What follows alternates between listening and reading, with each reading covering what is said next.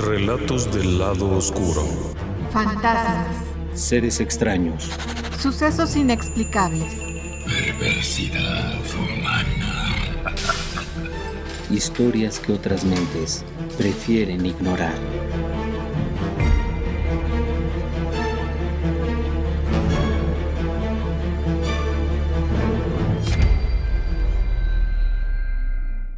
Déjeme que le lleve atrás en el tiempo.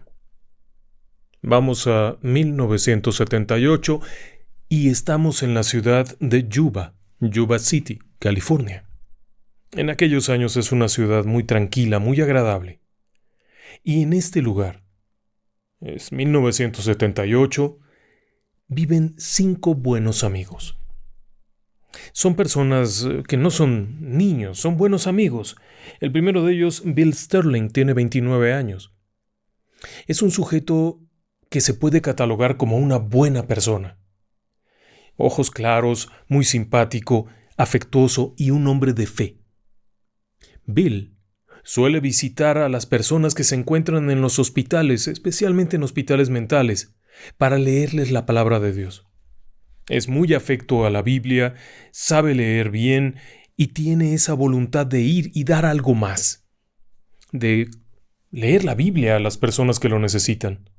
Es un buen muchacho, pero además de eso también es un sujeto que busca prosperidad en su vida. Por eso ha estado trabajando en una empacadora, en donde desafortunadamente no pudo seguir trabajando porque la máquina que él usaba para hacer su trabajo se la cambiaron por otra y no se acomodó muy bien. Después lo pusieron de ayudante en un autotransporte. No le gustó mucho, había que andar yendo y viniendo y a él no le gusta mucho salir. De hecho, Bill no es muy afecto a alejarse de casa. Vive con sus papás y le gusta estar ahí.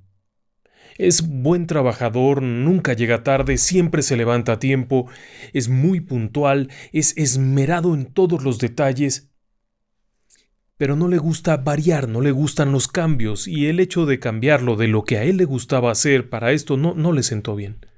Inclusive estuvo trabajando un rato en una base de la Fuerza Aérea, en donde tampoco le sentó muy bien, porque además los muchachos de la base aérea solían darle a beber cosas, y como él no suele beber, una vez que lo hacían que se sintiera mareado, le robaban su sueldo.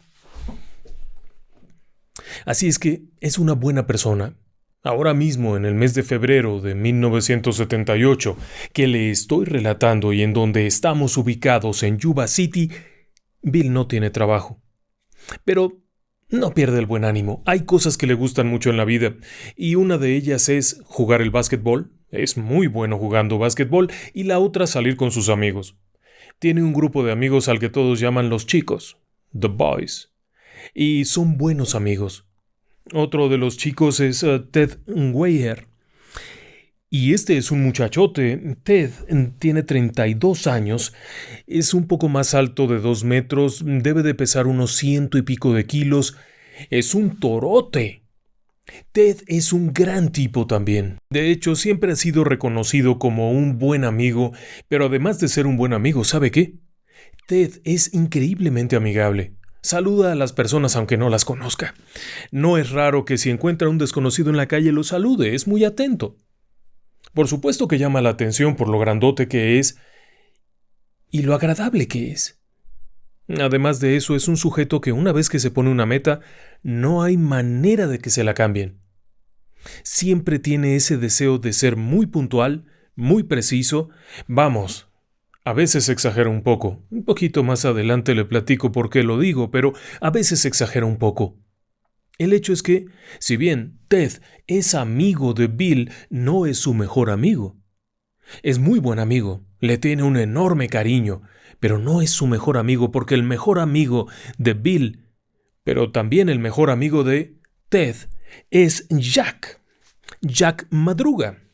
Madruga tiene 30 años, es un sujeto medianamente alto, siempre dispuesto.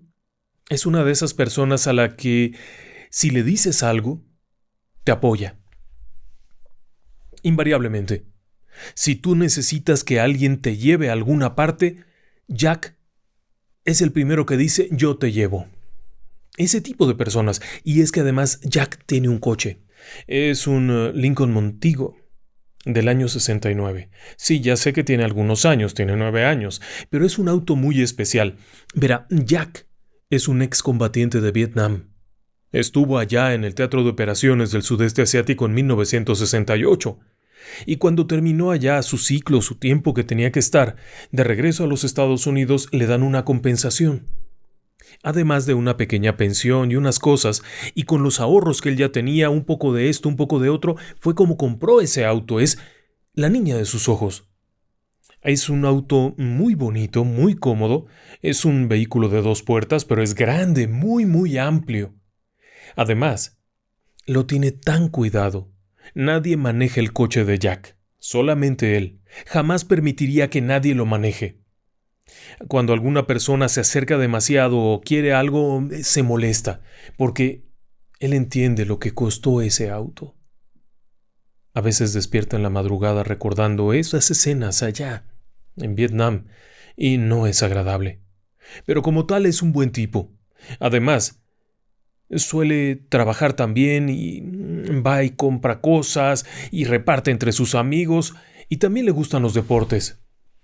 Es una de esas personas confiables, vamos a decirlo de esa manera, es confiable y sabe algo. Además de ser confiable, es un sujeto que no se espanta. No se espanta. Estuvo allá y ciertamente es el tipo de persona que parecería siempre tener la calma.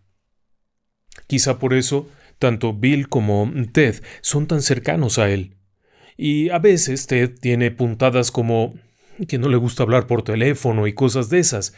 Y Jack lo ayuda. Pero a veces es Jack el que no quiere hablar por teléfono y Ted lo ayuda. Aunque Ted a veces le cuesta un poco de trabajo ciertas cosas. Pero son 5. Déjeme que le platique un poquito más. Ahora quiere que le diga un secreto. A Jack Madruga le encanta Diana Rose y las Supremes. Oh, sí, no sabe.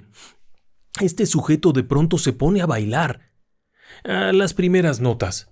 Y siempre que va en el auto y enciende la radio con cuidado, sin excederse para no dañar las bocinas, lo primero que hace es buscar a ver si por casualidad hay algo de eso.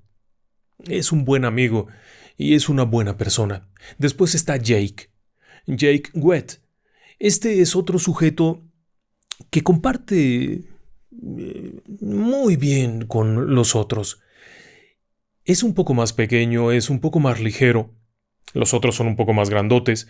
No ha sido soldado, pero le encanta el básquetbol. ¿Y sabe qué?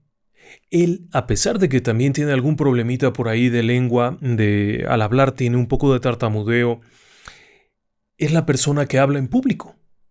Es curioso. Todo el mundo piensa que es muy tímido, pero cuando se trata de arreglar algo, él es el que interviene. No es exactamente un genio, en muchos aspectos, pero es una persona absolutamente dulce y confiable. Es de esas personas que, cuando lo necesitas, se va a acercar a darte un abrazo. Y le encanta viajar en el auto con Jack Madruga. Todos aman ese auto. Y el último del grupo es un sujeto de apellido Mathias. Gary Mathias. Gary es un poco diferente. Gary a veces tiene mal humor. Y es que, bueno, Gary tuvo algunos problemas. Cuando estuvo en el ejército estuvo en Alemania, en el 73. No estuvo en Vietnam, a diferencia de Madruga, que estuvo en el campo de batalla en un escenario terrible. Gary estuvo en Alemania destacado y aquello no le sentó para nada bien. De hecho, lo regresaron por problemas relacionados con drogas. Además es una persona con un problema de debilidad visual. Utiliza unos lentes enormes, muy gruesos para poder ver y a cierta distancia no ve muy bien. Aun cuando tiene licencia de manejo, Jack Madruga jamás lo dejaría conducir su Lincoln. Jamás lo permitiría. Ese auto es especial para él y él no lo presta.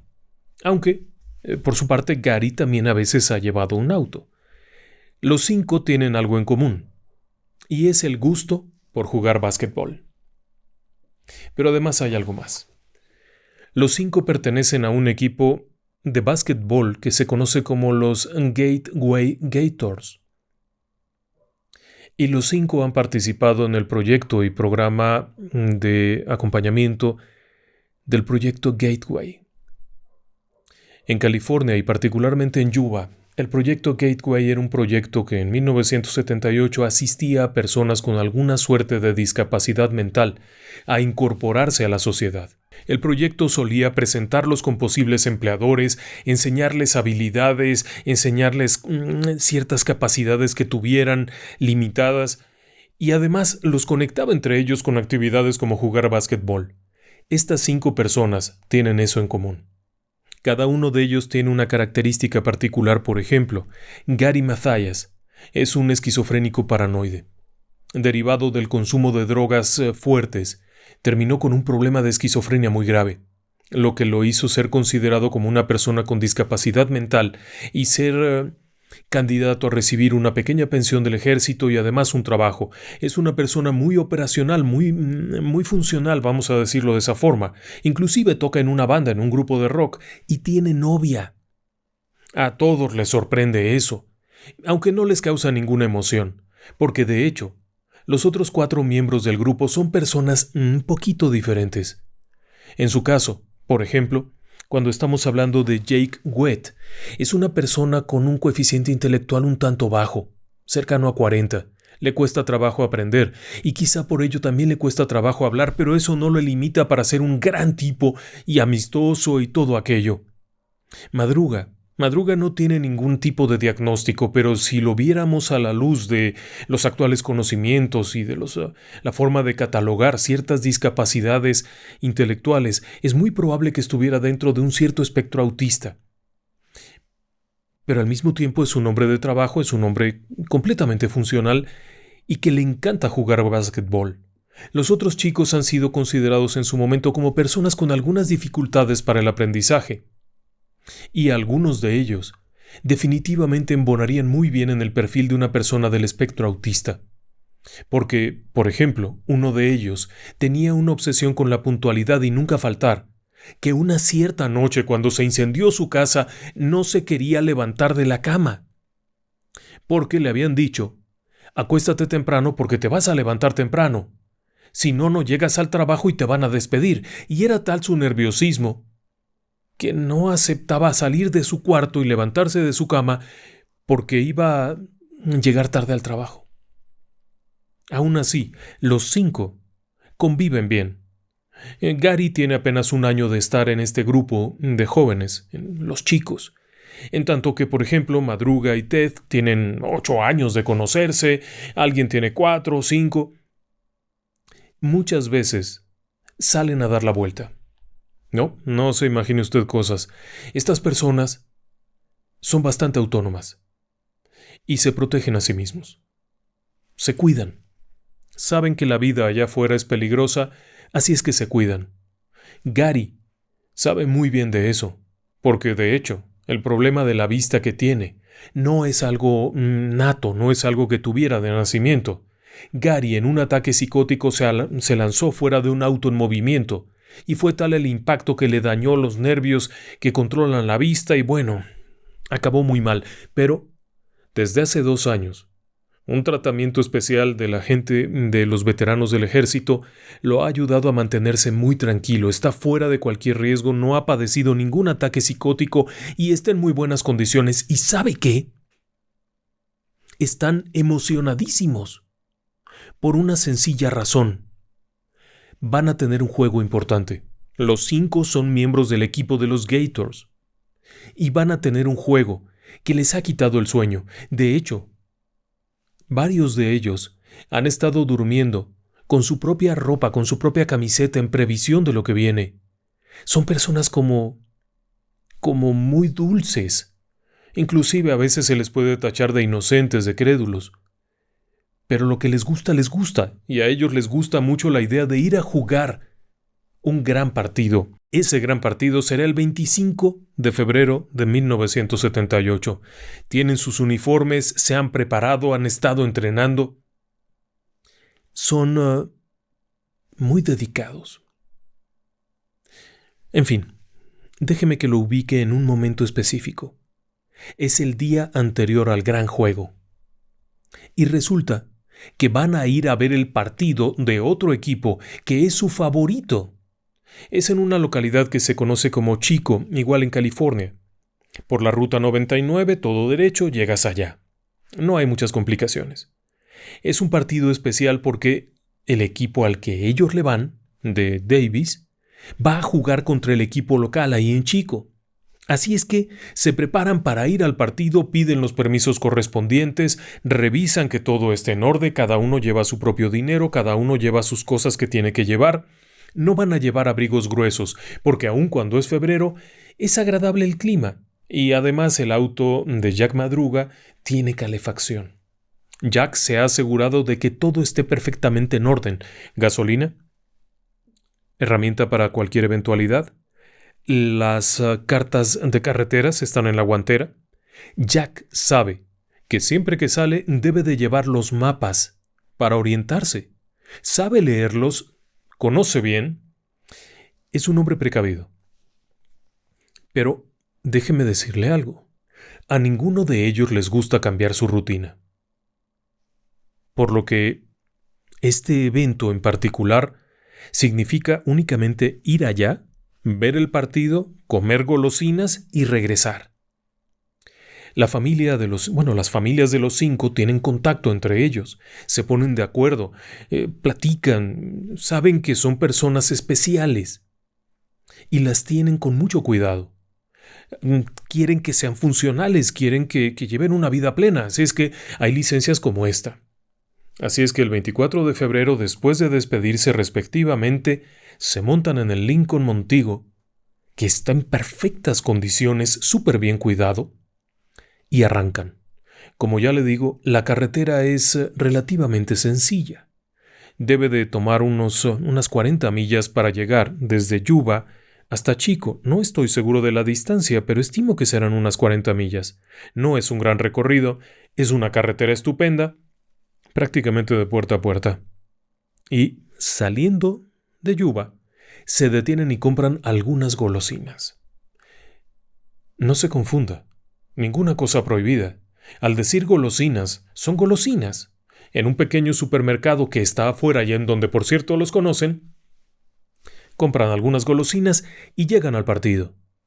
Están en el partido. Hay personas que los vieron ahí, los 5, con sus camisetas y sus chamarras de los Gators Gateway, felices, riendo, echando porras porque además su equipo está ganando y constantemente hacen ruido, gritan. Creo que son los únicos que han ido a echarle porras a ese equipo, los demás son locales, así es que como que se notan mucho. Todo el mundo los vio. Y el equipo ganó. Así es que están muy contentos. Tan contentos que cuando salen, se detienen en otro supermercado a eso de las 10 de la noche que ha terminado el partido. Otro supermercado que casualmente ya está en la salida a la carretera 99. Y, a partir de ahí, compran una serie de cosas sensacionales. 2 Pepsi-Colas. Perdón si digo la marca, pero es importante. Compran un pay de cereza, un pay de limón, un chocolate para el camino y una golosina con cacahuates y 1,5 litros de leche. Es importante que si vas a comer pay, tomes leche. Es lo lógico, cualquiera lo sabe. Y ellos son personas de costumbres, con ciertas reglas muy específicas que les permiten llevar una vida agradable, y a ellos les gusta comer el pay con leche. Punto. Se acabó. La chica del supermercado los relaciona inmediatamente porque no los conoce, pero son inconfundibles. Empecemos porque 2 de ellos superan el 1,95 m de altura. Se notan a leguas, llevan golosinas y cosas. Pero además llegaron después de las 10, la chica cierra a las 10, le molestó que llegaran, le molestó que se reían estrepitosamente. Era evidente que eran personas especiales, y la chica se da cuenta de eso. Finalmente les despacha, les cobra, y se van. Los 5 montan en el Montigo, en el auto de Jack Madruga, y empiezan a manejar. pero nunca llegan a su destino. A eso de las 11 de la noche comienzan los telefonazos. Oye, ¿ya regresaron los chicos? No, no han regresado. Oye, mamá de fulano, ¿has sabido algo de los chicos? Porque no han regresado, no los he visto. Mamá de Jack, ¿sabes algo de ellos? Nada, es 1978, no olvide que no hay teléfonos celulares. Y estos chicos son personas especiales y no han llegado a casa. Usted podría pensar, bueno, ¿se detuvieron por ahí en alguna otra parte? No, jamás. Empecemos porque no les gusta ir a ningún otro lado si no está perfectamente claro. Segundo, ellos tienen un plan. Y el día siguiente es el gran partido. Su gran momento es el plan que tienen. Fueron a ver a los otros porque era el gran partido de los otros. Ahora tienen que descansar y dormir. De hecho, dejaron preparadas todas sus maletas, todas sus cosas porque sabían que llegarían a las 11 de la noche y no habría tiempo de nada. Así es que en previsión de todos esos pequeños detalles, todo está en cada habitación de uno de estos chicos. Están sus cosas. Están listas. Pero ellos no han regresado. Y no se fueron a otra parte. Y mucho menos se irían con alguien más porque si bien el auto es grande, ellos son 5 adultos grandes. Así es que no podrían llevar a nadie más. Algo así como para le vamos a dar un aventón, jamás. Jack no sube a nadie que no conozca. Eso es una característica particular de su condición como una persona con una limitante intelectual. Tiene esta claridad de lo que debe de hacer y de lo que no debe de hacer, y de acuerdo con lo que le explicaron sus padres toda la vida, nunca dejes que se suba un extraño, punto. Así es que no tiene ninguna otra cosa que ir, y el nerviosismo sigue creciendo y sigue creciendo. A las 2 de la mañana están llamando a la policía para reportar que no han llegado e informan claramente, son personas con discapacidad intelectual y no han regresado. Así es que comienza la búsqueda. Primero es con la policía del Caminos que hacen un recorrido, pero el reporte es que ahí no están. La carretera que va desde Yuba hasta Chico la recorren completamente. Después los oficiales que están en una lateral que conecta con la 99, presumiendo que se hubieran confundido y se hubieran salido en una desviación, también recorren la carretera y no hay nada. Después recorren las laterales que van hacia otras poblaciones y nada, no están por ningún lado. Quizás se perdieron. Y al estar dando vueltas, simplemente se les acabó la gasolina y estarán por ahí tirados. Pero no encuentran nada. Es tan extraño todo esto. Un accidente se vería el auto ahí, se hubieran salido de la carretera, pero no hay mucho para dónde. Además, Jack es un excelente chofer. Su coche está intacto. Perfecto. Nunca le pega. Es uno de esos conductores cuidadosos que además maneja con mucha precaución y maneja a buena velocidad. No están salidos de la carretera por ahí volteados, nada. El amanecer es terrible, porque todas las familias saben que los chicos nunca faltan a casa, nunca se toman un permiso de esa naturaleza, porque no lo quieren, no es que no puedan, es que no lo quieren. Algunos de ellos jamás van a poder dormir si no es en su propio cuarto con sus propias cosas, por la condición que los caracteriza. Entonces no van a hacer eso, no se van a ir a otra parte. La búsqueda de la policía continúa, por supuesto. 5 personas perdidas así nada más saliendo de un partido. Empiezan los interrogatorios. Las primeras personas que interrogan, es el recorrido, ¿no? Y es cuando ubican que se detuvieron en el supermercado, saben exactamente lo que compraron, no había ningún tipo de alcohol, drogas, nada. Leche, pie, chocolatito y un par de Pepsi-Colas para el que tuviera la garganta seca. Después reciben la información de un hombre que estaba en el partido, casualmente un periodista, que se entera de que no están los chicos y es quien brinda la información, diciendo: los chicos estuvieron en el partido a mi lado y eran inconfundibles. Pero eso no sirve de nada, porque a partir de ahí las pistas se pierden completamente. Ya nadie los vio, ya nadie sabe dónde están. La búsqueda sigue adelante hasta que de pronto hay un reporte inusual. Una persona asegura haber visto un automóvil Lincoln, Montigo, similar al de Jack Madruga, estacionado en un camino rural, en la alta montaña, en el parque Plumas. Es una zona riesgosa, además hay mucha nieve. Está en una zona que se conoce como el Rogers Cow Camp, A la orilla de una brecha está el automóvil. De inmediato, canalizan para allá. Quien ha identificado el auto es un guardia forestal que, pasando por ahí desde el día 25, vio el auto estacionado, pero no pensó que fuera algo grave. El guardia forestal, en su tráfico regular, había visto varios autos que siempre se paran ahí para el esquí, para cazar, no sé. Dejan los autos ahí y luego regresan. Por eso quizá no le llamó la atención, pero cuando recibe el reporte de persona extraviada, da la información, llegan allá y lo que encuentran es el auto. ¿Cómo estaba el auto? El auto estaba cerrado con llave, pero las llaves no están dentro. Es decir, que la persona que lo cerró desde afuera. Bajaron del auto y lo cerraron. En el interior del automóvil están las envolturas de las golosinas, están los envases de los refrescos que han bebido, parte de la leche está por ahí y también se encuentran las cositas donde venían envueltos los pies. Evidencia de que lo que habían comprado en la tiendita se lo comieron a bordo del auto. Las ventanas están una totalmente cerrada y otra está parcialmente abierta, un poquito abierta. El automóvil no está descompuesto, porque la policía, al momento de puentear, puede ver que el tanque de gasolina tiene suficiente gasolina para ir hasta Yuba y regresar. Pero además, cuando le dan marcha, el automóvil arranca enseguida. A pesar de que hace 3 días que no sabían de ellos y que este auto fue reportado 2 noches tormentosas atrás, el auto enciende perfectamente.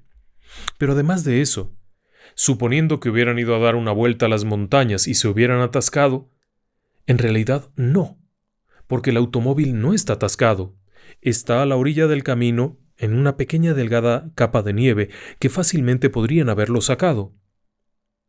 Pero eso no es todo. Hay otro problema. A ninguno de los chicos les gusta la montaña. Jack, en particular, alguna vez fue con su padre allá arriba a pescar o algo y no le gustó para nada.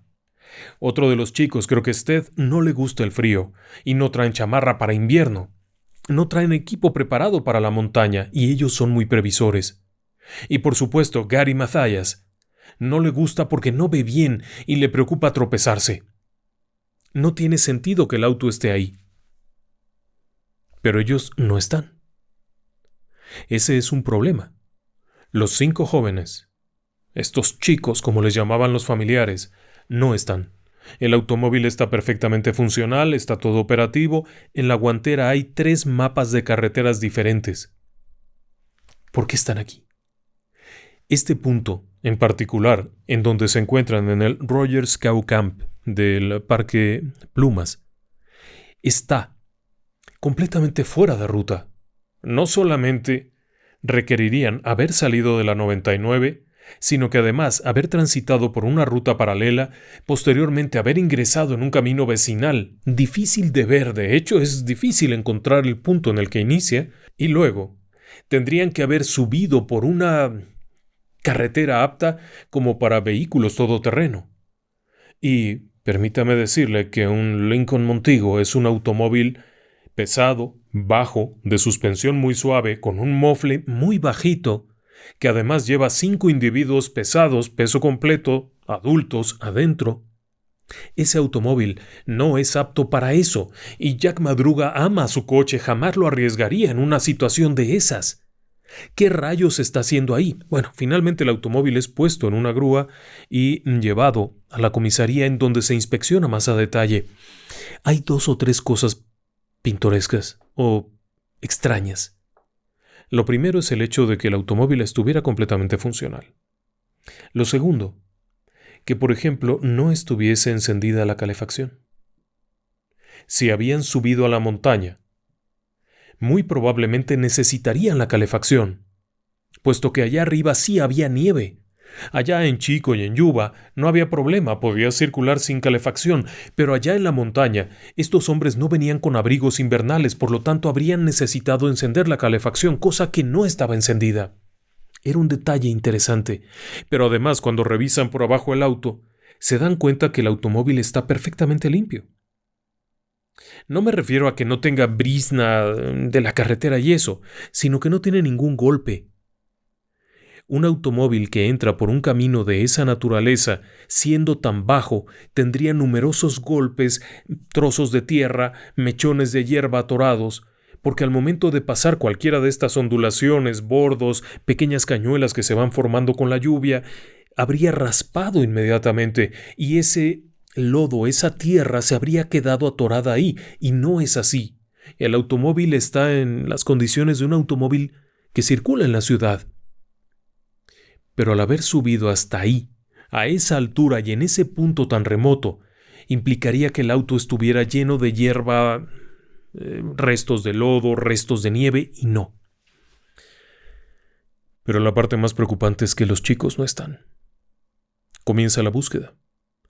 Pero la búsqueda se vuelve sumamente complicada. Hay 2 o 3 cosas. La primera de ellas porque ya empieza una ventisca invernal. En estas zonas, los últimos días de febrero suelen ser muy densos de nieve, vientos fuertes, fríos que rápidamente cubren todo, no hay huellas, no hay forma de saber qué hay ahí. Y un par de días después, además, aparece un testigo que da informaciones extrañas. El testigo es un caballero de apellido Sean. Sean había subido a la montaña para revisar una cabaña apartada, remota que tiene, puesto que tenían planes de ir allá un par de días de invierno para el esquí, para todo esto, y quería asegurarse de que la cabaña no hubiera tenido problemas por la nevada. Aquel sujeto iba en un Volkswagen sedán, un escarabajo, increíblemente apto para esos terrenos, pero desafortunadamente el automóvil de este hombre se atora en la nieve. Y cuando lo intenta sacar empujándolo, este sujeto hace un esfuerzo muy grande y empieza a darle un paro cardíaco, por lo que se mete al coche, un ataque cardíaco. Se mete al coche, enciende el motor y pone la calefacción a la espera de que alguien lo ayude. Este sujeto recordaba que en algún momento de la madrugada vio luces detrás de su automóvil, a no más de 6 o 7 metros. Volteó, vio que había unas personas y un automóvil con las luces encendidas. Bajó y pidió ayuda, pero tal parece que nadie lo hubiera escuchado, porque aquellas personas seguían en sus asuntos. No pudo distinguir bien. Este hombre diría que había una mujer con un bebé, pero quizá estaba confundiendo a uno de los chicos que tenía el pelo largo. Pero además de eso, momentos después vio que se apagaban las luces. Un rato más, y volvió a oír algo de movimiento, y cuando se asomó para pedir ayuda nuevamente, había estas luces como que se prendían y se apagaban, como que había flashazos, y de pronto ya no hay nada. Este sujeto logró sobrevivir milagrosamente y en la mañana caminar hasta un refugio que se encontraba a 6 millas abajo. Un albergue para visitantes estaba 6 millas abajo, sobre del camino, caminando la ruta, llegarían ahí al albergue y ahí se pudo pedir ayuda y lo mandaron a un hospital. Fueron después por el automóvil y el hombre a cargo de sacarlo y recoger el auto vio el Montigo estacionado ahí. Había un par de detalles que no concordaban porque este sujeto aseguraba haber visto una camioneta, lo cual no tenía mucho sentido porque nadie más la había visto. Pero bueno, el hecho es que los investigadores de la policía de Yuba van para acá, van para allá y preguntan. Hay una recompensa que la familia ofrece por información y clásico que aparecen informes erróneos, ¿no? Alguien dijo que habían ido a una tienda, que los había visto en la tienda, que compraron bebidas, que hablaron por teléfono durante mucho tiempo, que se reían y los describió como personas con síndrome de Down. Es decir, que había leído el periódico, pero en su ignorancia, ese estafador no sabía que estos 5 jóvenes eran personas dentro del espectro autista. Por lo tanto, carecían de los rasgos faciales característicos de una persona con síndrome de Down. Era un engaño. El detective a cargo se dio cuenta de inmediato, porque casualmente sabía cómo eran los jóvenes, los conocía y la descripción no embonaba. Poco a poco todas estas pistas no servían para nada, porque los chicos no aparecían por ningún lado, no hubo ninguna llamada de amenaza, no hubo ninguna llamada de rescate, nada. El automóvil no presentaba ningún signo de juego sucio, estaba todo en orden. También era muy problemático poder tomar huellas dactilares porque la nieve y el agua habían borrado todo. La búsqueda se reinició en algún momento de marzo 2, a principios de marzo. Más de 50 elementos de la policía y algunos guardias forestales comenzaron a peinar la zona tras la ventisca, tratando de encontrar alguna evidencia, pero no había nada. Nada. Llevaron perros, pero todo era inútil. La búsqueda continuó durante varios días, pero al final supusieron que algo grave les habría pasado. No sería sino hasta junio, cuando de pronto llega un reporte. Es el 4 de junio, han pasado varios meses desde que desaparecieron los chicos, cuando un grupo de jóvenes que estaban andando en motocicleta fueron a un lugar que se conoce como Daniel Sink Campground. Es una especie de refugio de alta montaña. Esto era muy usado por los guardias forestales para trabajos de ver aves, cuidado de aves, todo esto. Era una instalación hecha como con unas casas rodantes. Y al mismo tiempo eran instalaciones preparadas para tener calefacción. Había sistema de gas, solo había que prenderlo. Tenían reservas de alimento por si alguno de los guardias tenía una emergencia en medio de una ventisca o algo. Allí había provisiones, había alimento, agua, lo que fuera necesario. Cobijas, muchas cosas. El hecho es que estos jóvenes llegan allá, en sus motocicletas, y presumen que hay un animal muerto. Porque de una de estas casetas emana un olor pútrido, un olor a cadáver. Piensan que un animal se metió por una ventana rota y probablemente haya muerto adentro. Deciden asomarse, y al asomarse alcanzan a ver que adentro hay un cadáver. Inmediatamente bajan la montaña y lo reportan. Cuando llega la policía, efectivamente encuentran un cadáver. El cadáver que encuentran ahí es el de Ted, el gigantón amigable aquel. Ted está tendido sobre una especie de colchoneta. Tiene varias cobijas encima, tiene las manos puestas sobre del pecho, y el cadáver, si bien está en avanzado estado de descomposición, revela algo extraño. No corresponde con el tiempo de estar perdidos. La descomposición de este cuerpo no corresponde con los tiempos desde que desaparecieron. A primeras vistas, se puede ver que la causa de la muerte fue algún problema relacionado con frío, puesto que los pies revelaban señales claras de gangrena. El cuerpo había sido envuelto con varias capas de cobijas, las cuales, por cierto, no podrían haber sido puestas por él mismo, lo que revelaba que había más sobrevivientes. Al examinar el sitio se puede notar que el cadáver de Ted no tenía zapatos. Pero ahí cerca había unos zapatos deportivos, unos tenis, que pertenecían a otro de los chicos. El cuerpo es llevado a la morgue, a la revisión, y se puede determinar que la causa de la muerte fue una combinación de frío, problemas con el congelamiento de los pies, gangrena, y una inflamación de los pulmones. Si bien había bajado de peso, probablemente porque había dejado de comer, la muerte no había sido inmediata y no se notaba juego sucio. La muerte había sido por causas naturales. Ahora había otras cosas en el lugar. Estaba la billetera con su identificación, con dinero, con algunas pequeñas alhajas que él tenía, que estaban ahí en una mesa. Nadie las había tocado. Regadas en el espacio de este camper, de esta especie de casa rodante, había 36 latas vacías de raciones tipo C, es decir, que había comido, y los acompañantes también habían comido. Pero además, al ver la forma en la que se habían abierto las latas y el abrelatas que habían usado, que era un abrelatas militar bastante complicado de usar, era evidente que alguno de los muchachos que había servido en el ejército también había sobrevivido, pero no estaban ahí. No había ninguna señal de que, por ejemplo, hubieran intentado iniciar un fuego.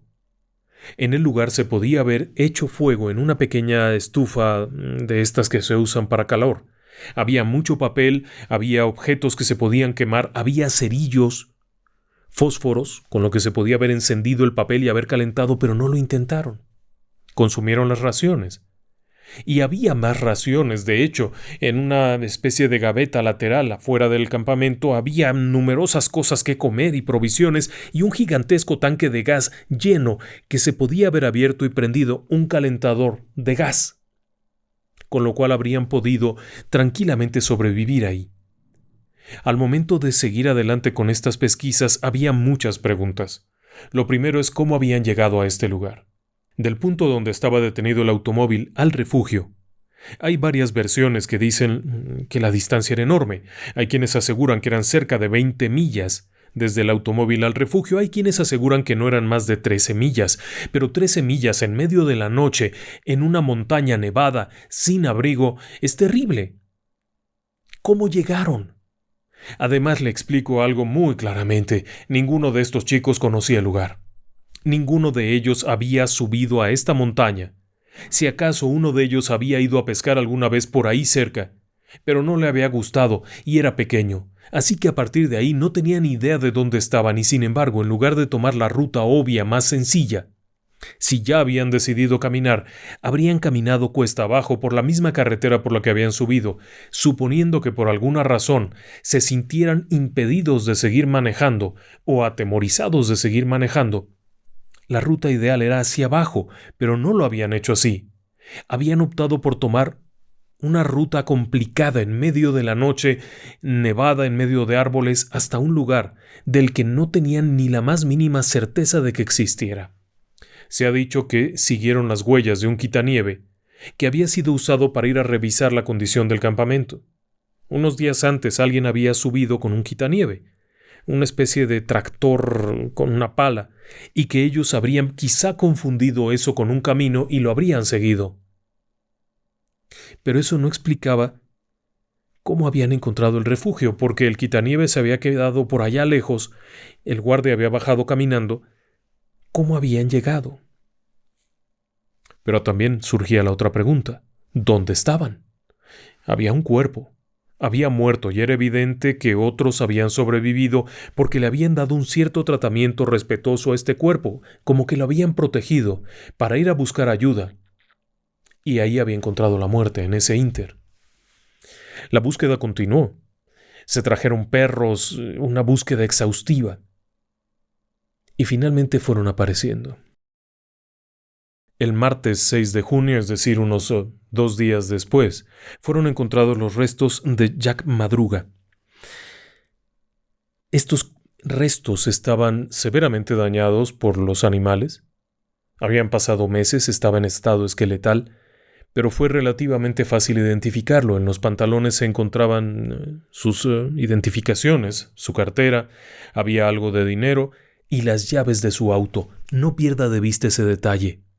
Jack tenía las llaves de su coche en el bolsillo del pantalón. Evidencia de que él había cerrado el auto. ¿Se acuerda usted que aquellos coches grandotes de antes no tenían control remoto, así es que había que bajar el botón y cerrar? Punto. Había quitado las llaves, lo que representaba que estaba en pleno uso de sus facultades. No estaba delirante, no estaba enfermo, había apagado el motor, había puesto el parking, había retirado las llaves, guardado en el bolsillo y cerrado con seguro las puertas, y después habían comenzado a caminar hacia lo desconocido. No había señales de juego sucio. Presumiblemente, y de acuerdo con algunos detalles que pudo saber el forense a partir de los restos, Jack habría muerto de hipotermia. Unos días después se encontraron los restos de Bill Sterling, y finalmente en junio se encontraron los restos de Jake Wett. En todos los casos, a pesar del deterioro de los restos cadavéricos por la exposición, por los animales, se pudo saber que la muerte había sido por condiciones propias del lugar, no por juego sucio.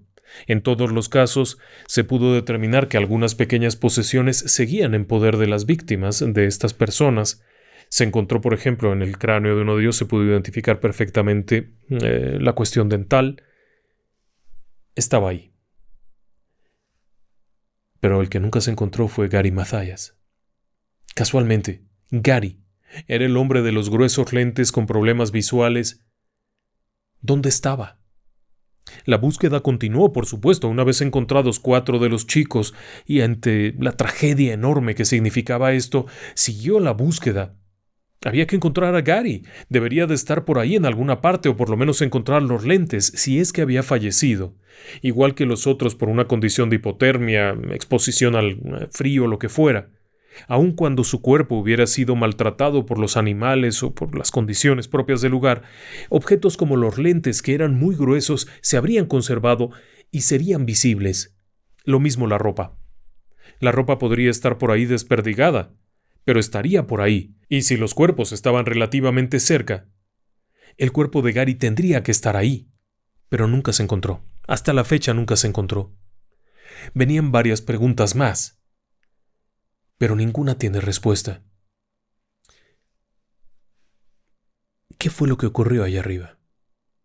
¿Por qué un grupo de jóvenes que tiene una condición que no les favorece para tomar decisiones intempestivas, como por ejemplo desviarse e ir a conocer la montaña, por qué tomarían esa decisión? Se ha dicho que querían ir a visitar a un amigo. Uno de ellos tenía un amigo por allá en un pueblo que estaba cerca de esa zona.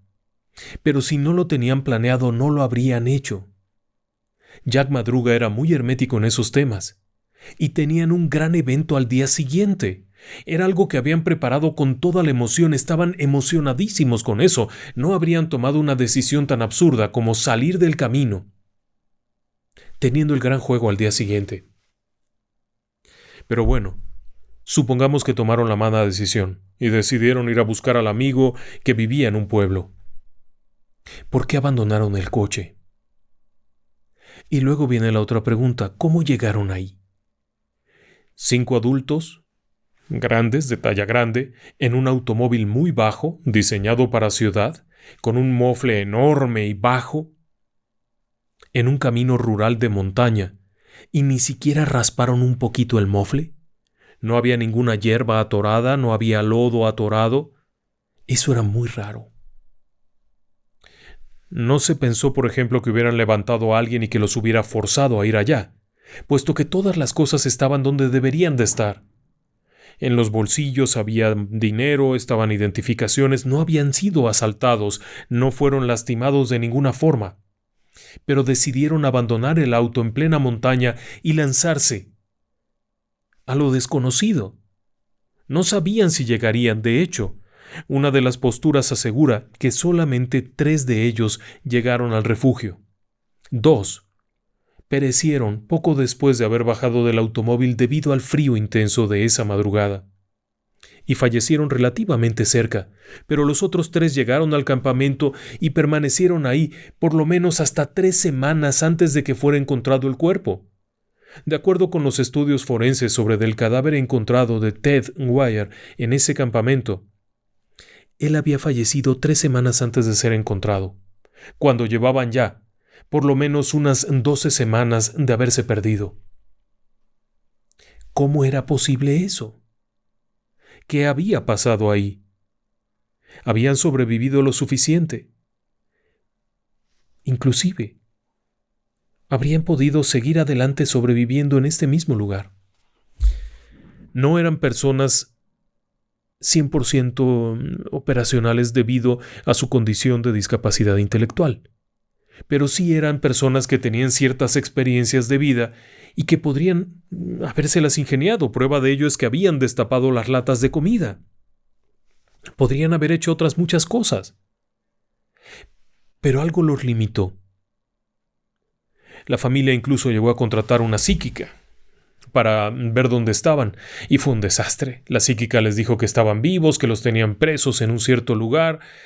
Arrojó unos números que no servían para nada, pensaron que podía ser una dirección. Bueno, tiempo después alguien vio esos mismos números anotados en la parte de atrás de la casa rodante aquella. Así que la psíquica al final del día no fue una estafadora. Simplemente nadie supo qué significaban los números. Y no estaban prisioneros. Pero todo coincidía, casualmente lo que había dicho la psíquica coincidía, estaban vivos, no todos, pero estaban vivos. Por lo menos 3 estaban vivos en esa especie de refugio. Era obvio que en algún momento intentaron salir, presumieron que podían sobrevivir, que podían llegar a pedir ayuda. El frío los mató a los 2 que salieron buscando ayuda. El que se había quedado solo estaba en condiciones que lo incapacitaron físicamente y terminó falleciendo. Pero las preguntas quedaban ahí. ¿Qué fue lo que les causó tanto temor como para abandonar el automóvil y huir en medio de la noche? ¿Qué pudo haber ocasionado que un hombre como Jack Madruga, que tanto quería su auto, que había visto acción en un frente de batalla en Vietnam, se espantara hasta el punto de abandonar su coche en medio de la noche fría? Hay una teoría por ahí que apunta a que los chicos llegaron hasta este lugar y se confundieron. Probablemente se perdieron en la noche, iban bromeando, riendo o algo, se distrajo el conductor y terminó allá arriba, y habrían interpretado como un peligro al sujeto del Volkswagen, del escarabajo. ¿Se acuerda el que le dije que los vio y les quiso pedir ayuda? Quizá eso los espantó y los hizo salir corriendo. Pero todavía quedaría sin responder, por ejemplo, el coche. Y todavía quedaría sin responder ¿por qué no volvieron? ¿Por qué no con luz de día fueron de nuevo? ¿Por qué no optaron por algo así? La pregunta se queda ahí. Otra de las teorías, y quizá la más absurda si usted lo ve desde el punto de vista científico, pero para algunos investigadores tiene que ver, es el hecho de que los jóvenes, al llegar a este punto, parecerían haber sido puestos ahí. Algo los puso ahí, y algo los espantó hasta tal punto que salieron huyendo. Durante los días en que ocurrió esto, febrero 24, 25, 26, numerosos testigos de la región de Yuba, de Chico y de toda esta zona montañosa de California aseguraron que había habido una importante oleada ovni en aquel 1978. Hay una teoría que apunta a que pudieron haber sido víctimas de una abducción y que al no saber cómo reaccionar ante esto habrían terminado huyendo hacia la espesura, hacia la nieve, hacia la oscuridad. La teoría de que siguiendo el camino del tractor aquel que había ido a limpiar la nieve habían llegado al refugio no tenía mucho sentido, porque de hecho en medio de la oscuridad no era visible. Todo es muy confuso, al punto que hoy en día, transcurridos tantos años, este caso sigue abierto sin respuesta. Es un caso frío, pero no tiene una respuesta. Se ha comparado mucho con el caso del paso de Dyatlov, ¿se acuerda? Aquello de los jóvenes en la montaña que inexplicablemente, a pesar de sus experiencias, perdieron la vida. En este caso las condiciones eran un poco diferentes. Estos chicos no iban a acampar, no querían ir a acampar, no les gustaba ir a la montaña, no les gustaba el frío y nunca les interesó salir de su casa, no querían apartarse de eso. Las preguntas son muchísimas. Usted seguramente tendrá una mejor opinión. Pero es un caso muy triste, por donde lo quiera ver. Los chicos eran personas muy agradables. Buenas noches y que descansen en paz.